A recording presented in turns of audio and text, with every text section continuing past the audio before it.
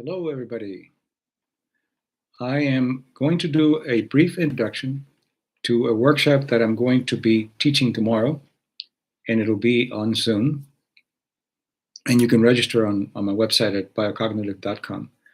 And I'm going to be talking about the topic will be the pursuit of happiness and other myths. So, what I'll be explaining is that happiness is not something that you can actually maintain very much, that really meaning is much more important. And in the Declaration of Independence, it says life, liberty, and the pursuit of happiness. And yet, in the Constitution, it's only talking about defending life and liberty. Uh, Happiness is not included. And happiness is an emotion.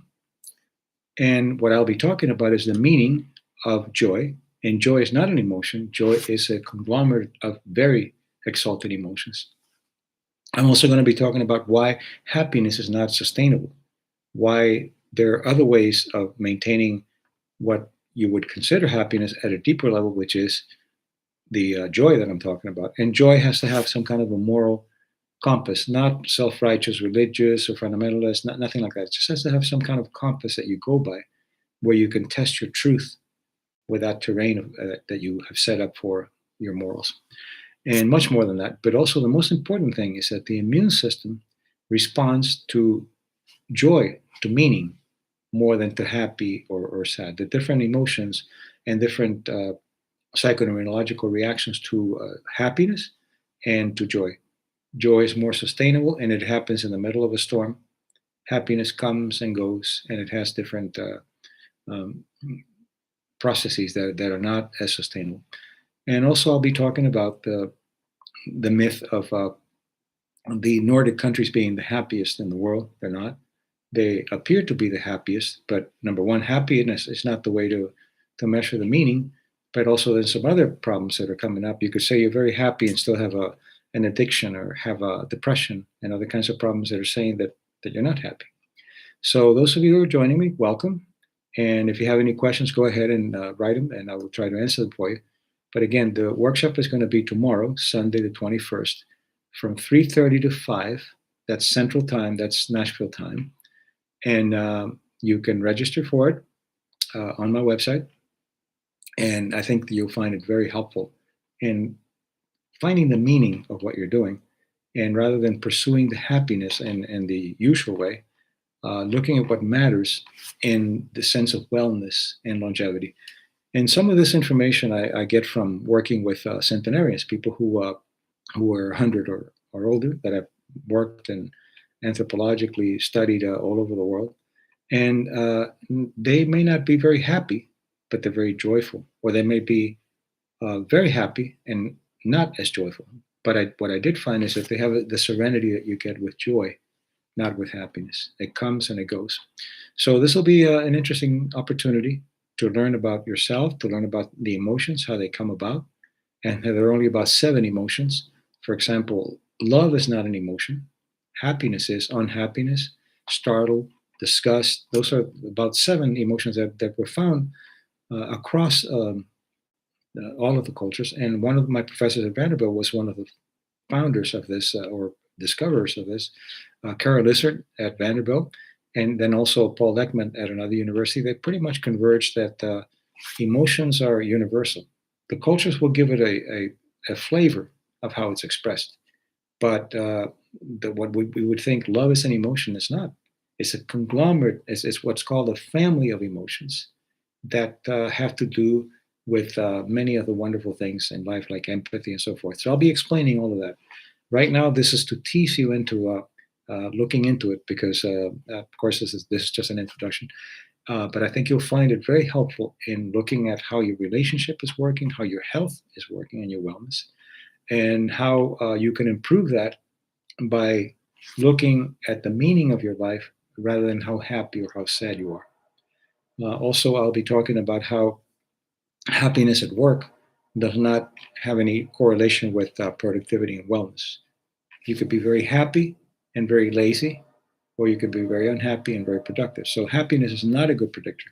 There are other things that you could do at work, and I work with Fortune 100 companies teaching their executives to look at things that have to do with the meaning of the work rather than the happiness or the motivation of the work.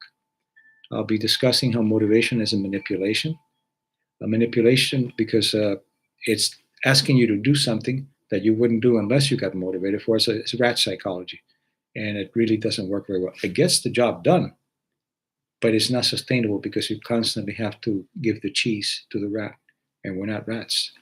So hope that this is some information that will be helpful for you. I'm going to give you a little time to, as you're joining in, to have any questions, to feel free to ask them here, and anything also that you want to know about the workshop that I'm doing. So I'm really glad to see that you're joining here, and but so far no questions. So you're either very extremely intelligent or extremely shy, or both. So feel free to ask and feel free to join. And if not, then I will be seeing you hopefully tomorrow, Sunday, the 21st, from 3:30 to 5. That's Nashville time, Chicago time, Central time.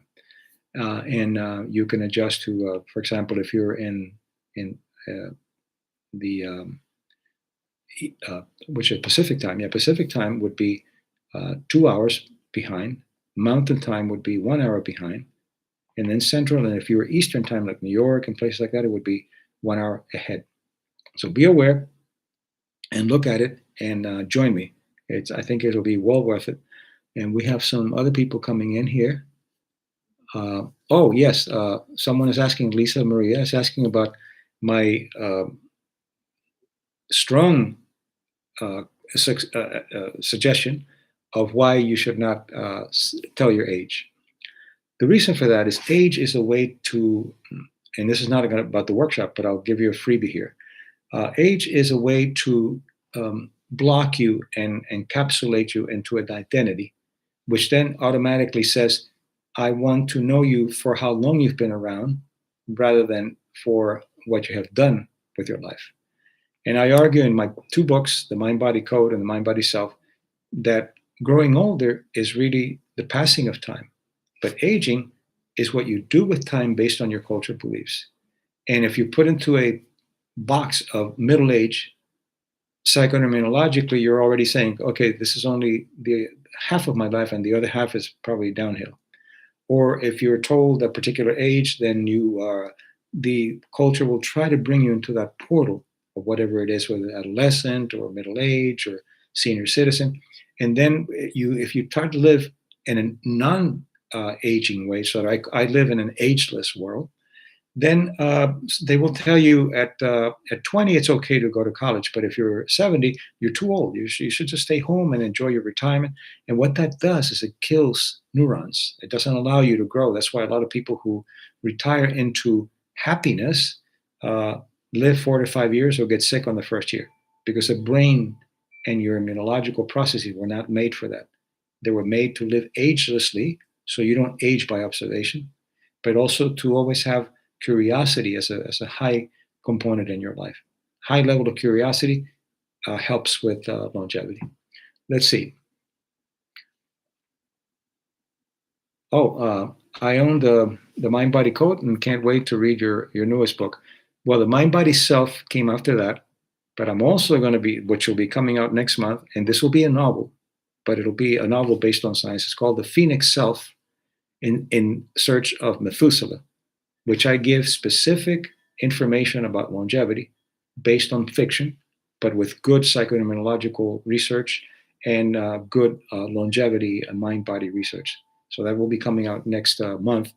But the Mind Body Self was a second book that came out after the Mind Body Code. The Mind Body Code was a bestseller, and the Mind Body Self is becoming a bestseller. So thank you for your question. Let's see. Anybody else with any other questions? These are questions that are outside of the introduction that I'm doing, but I always like to answer questions of people that are interested in my work. So if you have any, go ahead. We're so far moving along pretty well.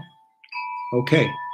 So again, let me remind you, I am enticing you to join me in my workshop tomorrow, Sunday, 21st, from 3:30 to 5 Central Time. And it'll be about trying to attract joy, but also talking about the myth of the pursuit of happiness and other myths. Another myth will be that performance equals deservingness. That like if you perform well, you deserve this and you deserve that. I'll be talking about that and getting you out of the merit system, getting you out of the I deserve this, I deserve that. Performance has one place, but your inherent qualities and your inherent abundance of health, love, and wealth are within you. It's not based on performance. So I'll be covering that too. And let's see, tomorrow only, or can I register and watch it? No, it's for tomorrow only. So make time, create your priorities. It'll be for tomorrow.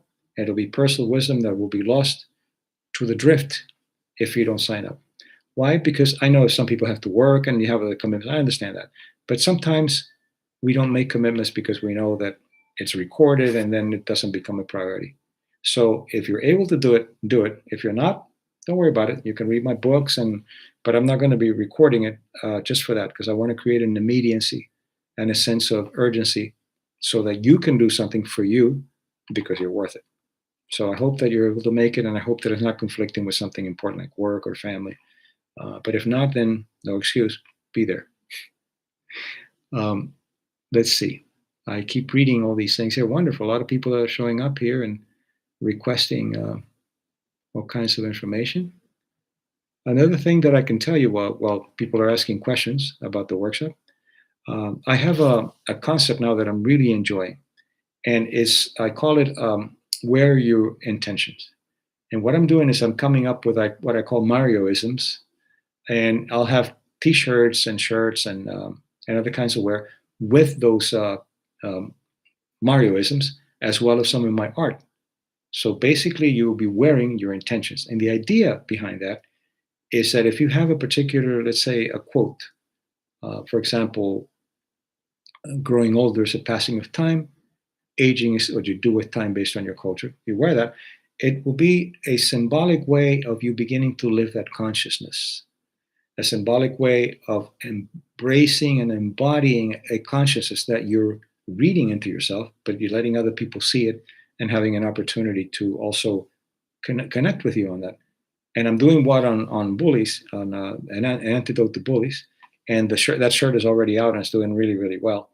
And the shirt has someone doing a karate kick, and then it says antidote to bullies.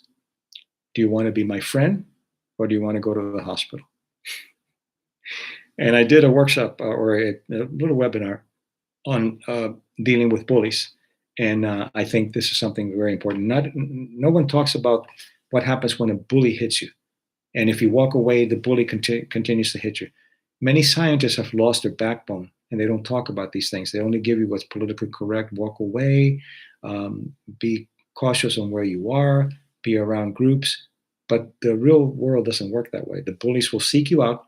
And I talk about what you can do to avoid bullies by the way that you behave, but also what you can do if your bully is going to hit you, because you have to take a stance and you have to protect yourself from getting beat up. And the bullying, as I mentioned earlier, is not just physical.